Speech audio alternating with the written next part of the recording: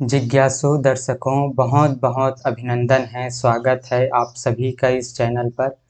प्रत्येक दिवस की भांति आज भी हम श्री रामचरितमानस पर ज्ञान चर्चा का कार्यक्रम लेकर उपस्थित हुए हैं। और आज जो हमारी चर्चा का विषय है वह है हनुमान जी का लंका में प्रवेश करना और लंकनी नाम की राक्षसी का वध करना, उन पर प्रहार करके उनका वध करना। तो हम सभी लोग सुंदर कांड में प्रवेश कर चुके हैं। किष्किंधा कांड तक हमारी कथा पूर्ण हो चुकी है और पिछले का जो व्याख्यान था हमारा वो भी सुंदर कांड का ही था, जो हनुमान जी समुद्र को लांघते हैं, लंका की ओर प्रस्थान करते हैं। तो वो सुंदर कांड में हम प्रवेश कर चुके हैं और आज का व्याख्यान भी सुंदर कांड पर है। तो हनुमान जी जो है समुद्र को लांघ चुके हैं, उस पार प्रवेश कर चुके हैं। अब हनुमान लंका में प्रवेश करते हैं। वे समुद्र को तो लांघ चुके हैं, अब लंका में प्रवेश करते हैं। उससे पहले वे वहां की सुंदरता को देखते हैं कि लंका की सुंदरता बड़ी अद्भुत है, अत्यंत मनोहर है।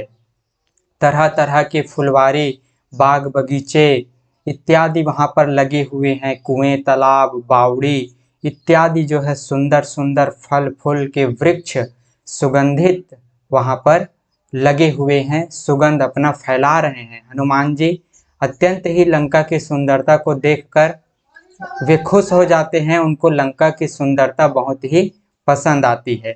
फिर हनुमान जी अब लंका में प्रवेश करते हैं, रावण के लंका में, सोने की उस लंका में प्रवेश करते हैं। तो लंका के जो मुख्य द्वार पर है एक लंकनी नाम की राक्षसी रहती थी। जो लंका के मुख्य द्वार है उस द्वार पर लंकनी नाम की एक राक्षसी रहती थी।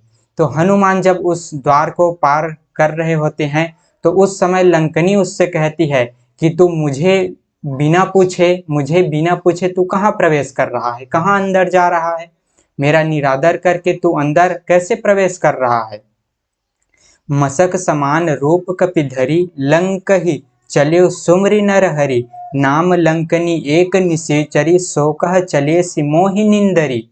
हनुमान जी तो अपना छोटा सा रूप बना करके लंका में प्रवेश करते हैं, एक लघु रूप बना लेते हैं ताकि कोई जो है मुझे देख ना पाए। जो लंका के रखवाले हैं, रखवाली करने वाले जो यहाँ सेना तैनात है, वे मुझे देख ना पाए। रावण के जो गुप्तचर है वे मुझे देख ना पाए। इस दृष्टिकोण से हनुमान जी अपना छोटा सा रूप बनाकर लंका में प्रवेश करते हैं। तो उस प्रवेश द्वार पर लंकनी नाम की एक राक्षसी रहती है। वे कहती है कि तू मुझे बिना पूछे कहाँ जा रहा है। जान ही नहीं मर्म सठ मोरा, मोर आहार जाह लगी चोरा, मुठिका एक महाकपि हनि, रुधिर बमत धरनी ढनमनी। तू मेरा भेद नहीं जानता? अरे मूर्ख, तू मुझे जानता नहीं कि जितने भी यहाँ चोर हैं, इस जो लंका में जितने भी चोर हैं वे सब मेरे आहार हैं, मैं उनका भक्षण करूंगा। महाकपि हनुमान जी ने उसे एक घूंसा मारा। हनुमान जी ने उसे एक घूंसा मारा, उन पर प्रहार किया तो वह खून की उल्टी करती हुई पृथ्वी पर गिर पड़ी। लंकनी नाम की जो राक्षसी है उस पर हनुमान जी प्रहार करते हैं और वह खून की उल्टी करती हुई पृथ्वी पर गिर पड़ती है। पुनि संभारी उठ सो लंका, जोरी पानी कर विनय सशंका, जब रावण ही ब्रह्म बर दिन्हा, चलत बिरंच काह मोहि चिन्हा। अब वो लंकनी कहती है और डर के मारे हनुमान जी से हाथ जोड़ करके विनती करती हुई कहती है कि रावण को जब ब्रह्मा जी ने वरदान दिया था, रावण को जिस समय ब्रह्मा जी ने वरदान दिया था उस समय ब्रह्मा जी ने कहा था कि मुझे राक्षसों के विनाश की यह पहचान बता दी थी। रावण को जिस समय ब्रह्मा जी ने वरदान दिया था उस समय ब्रह्मा जी ने रावण के इस राज्य की, रावण के इस राक्षस समुदाय के विनाश की पहचान बता दी थी कि जब तू बंदर के मारने से व्याकुल हो जाए, लंकनी को लंकनी कह रही है, लंकनी जो राक्षसी है वे हनुमान जी से कह रही है कि रावण को जब ब्रह्मा जी ने वर दिया था तब चलते समय उन्होंने मुझे राक्षसों के विनाश की पहचान की बात बता दी थी कि राक्षसों का किस तरह से विनाश होगा। कैसे तुम जानोगी कि अब राक्षसों के विनाश का समय आ चुका है, ये बात मुझे ब्रह्मा जी ने पहले से ही बता दी थी जब उन्होंने रावण को वर दिया था। ऐसा लंकनी कह रही है कि जब तू बंदर के मारने से व्याकुल हो जाए तब तू राक्षसों का संहार हुआ जान लेना। जब तुम बंदर के मारने से जब तू व्याकुल हो जाएगी उसी समय तुम समझ लेना कि राक्षसों के विनाश का समय आ चुका है। इस तरह से लंकनी कहती है। और फिर जो है लंकनी अयोध्यापुरी के राजा श्री रघुनाथ जी को हृदय में रखे हुए नगर में प्रवेश करके सब काम कीजिए, ऐसा हनुमान जी को आशीर्वाद देती है। उनको कहती है कि आप जो है प्रभु श्री रामचंद्र जी को अपने हृदय में धारण करके उनकी आज्ञा का पालन कीजिए, उनके सारे काम कीजिए। इस तरह से लंकनी कहती है। और हे तात हनुमान से कहती है कि स्वर्ग और मोक्ष के सब सुखों को तराजू के एक पलड़े में रखा जाए। स्वर्ग का सुख है, मोक्ष का जो सुख है, उन सब सुखों को तराजू के एक पलड़े पर रखा जाए तो भी वे सब मिलकर उस सुख के बराबर नहीं हो सकते जो क्षण मात्र के सत्संग से होता है। ऐसा लंकिनी कह रही है। और आज मुझे आपका दर्शन हुआ, भगवान हनुमान जी से कह रहे हैं, हनुमान जी से लंकिनी कह रही है कि आज मुझे आपका दर्शन हुआ, ये मेरे लिए एक बहुत बड़ा सत्संग है। मैं जो है आज सत्संग का लाभ पाकर धन्य हो गई। और इसका लाभ इतना है, इसका सुख इतना है कि अगर स्वर्ग के सुख को, मोक्ष के सुख को भी एक तरफ रखा जाए तो भी वे सारे सुख इस सत्संग के सुख से कम है। ऐसा लंकिनी कह रही है। और मैं धन्य हूँ कि आज आपका दर्शन हुआ। हनुमान जी के एक ही प्रहार से लंकिनी की बुद्धि समझ में आ गई, उनको समझ में आ गया और सारी बातें वे जान गई। हनुमान जी को प्रणाम करती है और उनको शुभकामना देती है कि आप जिस काम के लिए लंका में आए हैं वे काम अवश्य पूरा होगा। श्री रामचंद्र जी को हृदय में धारण करके अपना वो काम अवश्य पूर्ण कीजिए। और वो जान गई लंकिनी कि अब जो है रावण के विनाश का समय आ चुका है, राक्षस समुदाय के विनाश का समय आ चुका है। क्योंकि ब्रह्मा जी ने उनको पहले से ही बता दिया था कि जब तुम समझ जाना कि जब किसी बंदर के, वानर के मारने से तू व्याकुल हो जाएगी तो उसी समय से तू समझ लेना कि रावण के विनाश का समय आ चुका है।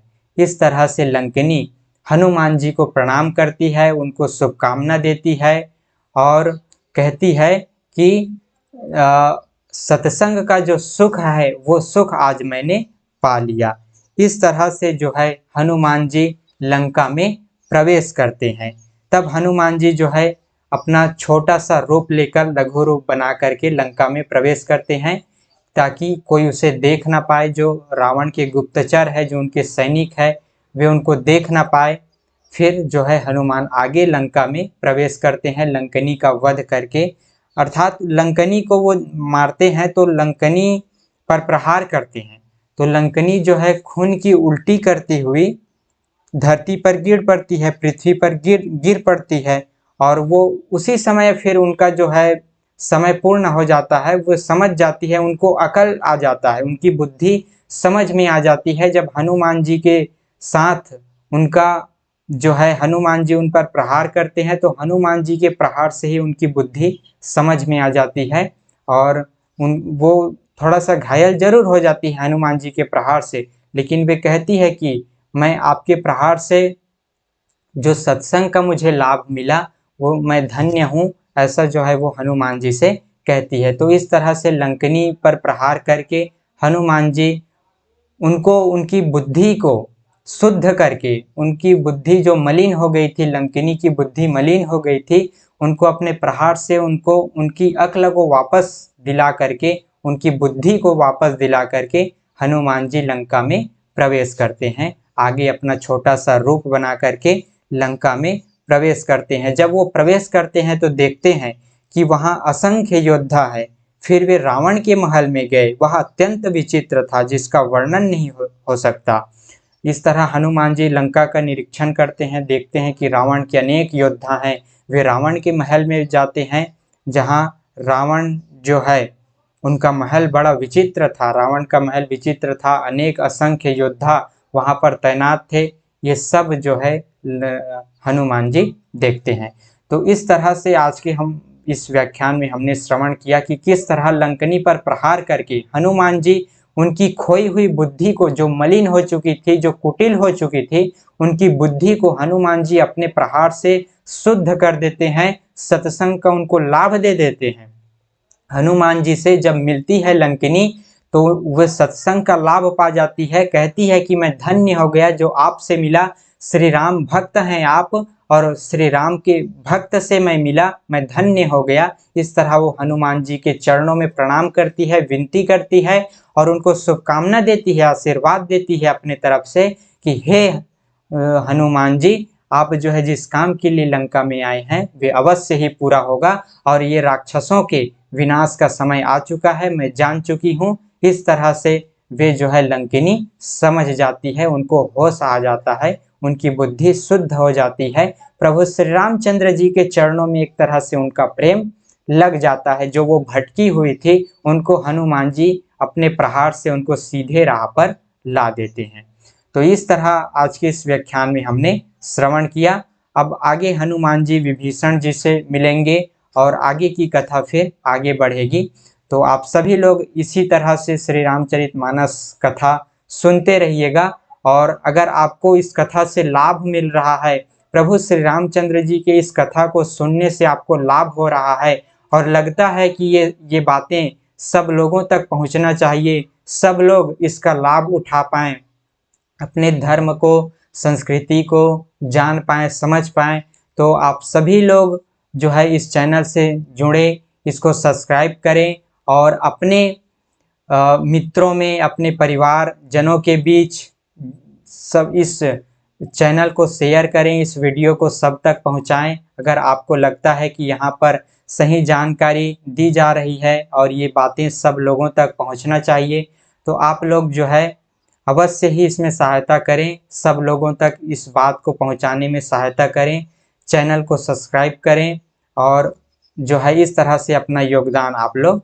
दें ताकि जो है बातें प्रभु श्री रामचंद्र जी की ये कथा सब लोगों तक पहुँचे और सब लोग इसका लाभ उठा पाए और सब जो है इस सत्संग में डुबकी लगा पाए। तो आज के इस चर्चा को हम यहीं पर विराम देते हैं, पुनः मिलेंगे अगले दिन आगे की चर्चा का कार्यक्रम लेकर। बहुत बहुत आभार आप सभी का। ओम तत्सत।